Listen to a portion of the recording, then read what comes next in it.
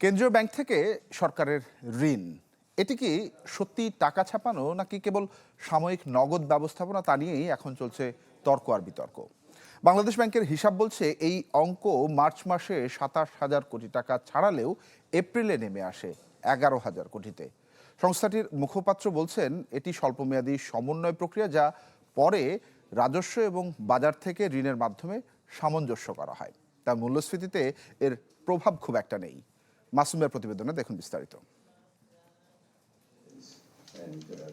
টাকা ছাপিয়ে সরকারকে ২০,০০০ কোটি টাকার ঋণ দিয়েছে বাংলাদেশ ব্যাংক।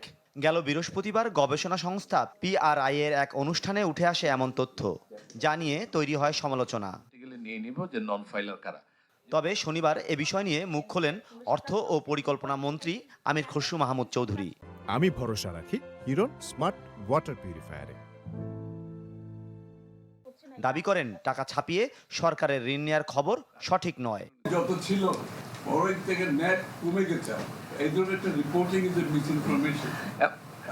রিপোর্টিং আমাদের রেটিং এর জন্য হেল্পিং আপনি ধরেন ভদ্রভাবে বলতে সরাসরি বলুন। বিষয়টি পরিষ্কার করে নিয়ন্ত্রক সংস্থা কেন্দ্রীয় ব্যাংক জানায়, সরকারের দৈনন্দিন ব্যয় মেটাতে কিংবা সরকারি কর্মকর্তা কর্মচারীদের বেতন ভাতা পরিশোধে ওয়েজ অ্যান্ড মিনস অ্যাডভান্স ও ওভারড্রাফটের মাধ্যমে স্বল্পমেয়াদী ঋণ গ্রহণ করে। এই দুই মাধ্যমে প্রতিদিন ২৪,০০০ কোটি টাকা পর্যন্ত লেনদেনের সীমা নির্ধারণ রয়েছে। কেন্দ্রীয় ব্যাংকের তথ্য বলছে, গেল ১৭ ফেব্রুয়ারি এই হিসাবে সরকারি অগ্রিম ছিল ১৭,৫৯০ কোটি টাকা। মার্চ মাস শেষে এই হিসাবের স্থিতি ছাড়ায় ২৭,৬০০ কোটি টাকা। তবে এপ্রিলের ২০ তারিখে এই ঋণ নেমে আসে ১১,০০০ কোটিতে। বাংলাদেশ ব্যাংকের মুখপাত্র বলছেন, এই ব্যবস্থা মূলত সরকারের অস্থায়ী নগদ ঘাটতি পূরণের জন্য ব্যবহৃত হয়, যা পরবর্তীতে তাৎক্ষণিকভাবে সমন্বয় করা হয়। ফলে এটি স্থায়ী অর্থ সরবরাহ বাড়ায় না। যদি মনে করেন ১২,০০০ কোটি টাকার লিমিটের পুরোটাই সরকার এই মুহূর্তে ভোগ করতে চায় এবং ১২,০০০ কোটি টাকাই সরকারকে ছাপিয়ে দেওয়া হয়, পর মুহূর্তে যদি ১ মাস বা ২ মাস পরে সরকার যদি সেই টাকাটা আবার পরিশোধ করে দেয়, তখন কি বাজারে যে ১২,০০০ কোটি টাকা ছেড়ে দিলাম ওটা কি আবার প্রত্যাহার করে নিব? বিষয়টা আসলে তাই না।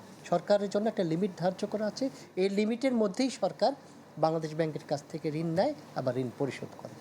গেল আওয়ামী সরকারের আমলে ট্রেজারি বিল ও বন্ডের মাধ্যমে সরকার কেন্দ্রীয় ব্যাংক থেকে ৬৮,০০০ কোটি টাকার ঋণ নিয়েছে।